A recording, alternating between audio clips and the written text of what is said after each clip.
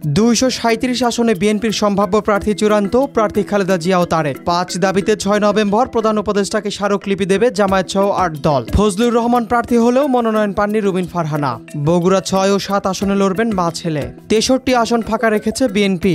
যুবদল নেতা নয়নের ভাষ্য, নাসিরউদ্দিন পাটোয়ারি নিজেকে ভাইরাল করতে বাজে মন্তব্য করেন। ঘোষণা হলো রুবাবা দৌলার নাম।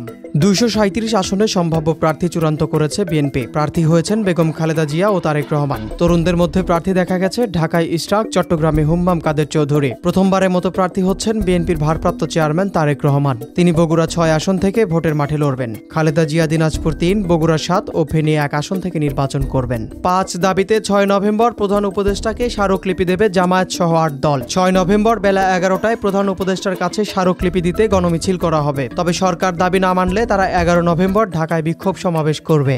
এই দলগুলোর 5 দফা দাবি হলো জুলাই জাতীয় সনদ বাস্তবায়ন আদেশ জারি এবং এই আদেশের উপর নভেম্বর মাসের মধ্যেই গণভোট আয়োজন করা। আগামী জাতীয় নির্বাচনে উভয় কক্ষে বা উচ্চ কক্ষে পিআর পদ্ধতি চালু করা। অবাধ, সুষ্ঠু ও গ্রহণযোগ্য নির্বাচনের লক্ষ্যে সবার জন্য লেভেল প্লেয়িং ফিল্ড নিশ্চিত করা। ফ্যাসিস্ট সরকারের সব জুলুম, নির্যাতন, গণহত্যা ও দুর্নীতির বিচার দৃশ্যমান করা এবং স্বৈরাচারের দোসর জাতীয় পার্টি ও 14 দলের কার্যক্রম নিষিদ্ধ করা। ফজলুর রহমান প্রার্থী হলেও মনোনয়ন পাননি রুমিন ফারহানা। এ নিয়ে আলোচনার জন্ম হয়েছে। নানান বিতর্কিত মন্তব্যের কারণে দল থেকে বহিষ্কৃত ছিলেন ফজলুর রহমান। সেখান থেকে তাকে প্রার্থী করায় অনেকেই অবাক হয়েছেন এবং আরও একটি অবাক করার ঘটনা রুমিন ফারহানার ক্ষেত্রে। দল তাকে মনোনয়ন দেয়নি। সংবাদ সম্মেলনে বিএনপি মহাসচিব বলেন, এটা প্রাথমিক তালিকা। আমাদের স্ট্যান্ডিং কমিটি মনে করলে যে কোনো সংশোধনী আসতে পারে।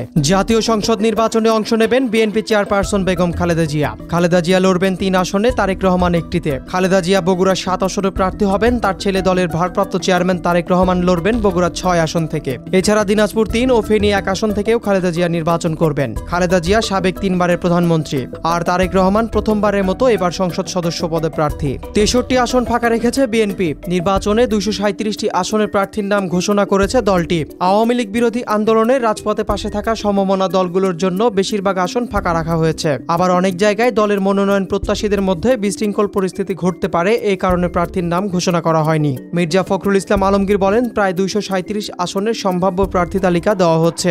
আর যেসব আসনে যুগপৎ আন্দোলন সঙ্গীদের প্রার্থী তালিকা ঘোষণা করা হবে সেটি বিএনপি সমন্বয় করে নেবে। যুবদল নেতা রবিউল ইসলাম নয়নের বিরুদ্ধে চাঁদাবাজির অভিযোগ করায় এনসিপির মুখ্য সমন্বয়ক নাসিরউদ্দিন পাটোয়ারির বিরুদ্ধে মামলা করেছেন দলের এক নেতা। এরপর নাসিরউদ্দিন পাটোয়ারিকে উদ্দেশ্য করে নয়ন বলেন, এনসিপির এই বিতর্কিত নেতা নিজেকে ভাইরাল করার জন্য বিভিন্ন সময়ে বিভিন্ন নেতাদের সম্বন্ধে খুবই আজে বাজে মন্তব্য করে থাকেন। এনসিপি নেতা নাসিরউদ্দিন পাটোয়ারির বক্তব্য নিয়ে নয়ন বলেন, আমি এই বিতর্কিত নেতা যে বাজে মন্তব্য করেছেন, অসত্য তথ্য দিয়ে মানুষকে বিভ্রান্তির ভেতরে ফেলেছেন, সেটা আইনের মধ্য দিয়ে আমি সমাধান চাই। তার মনোনয়ন চূড়ান্তই ছিল।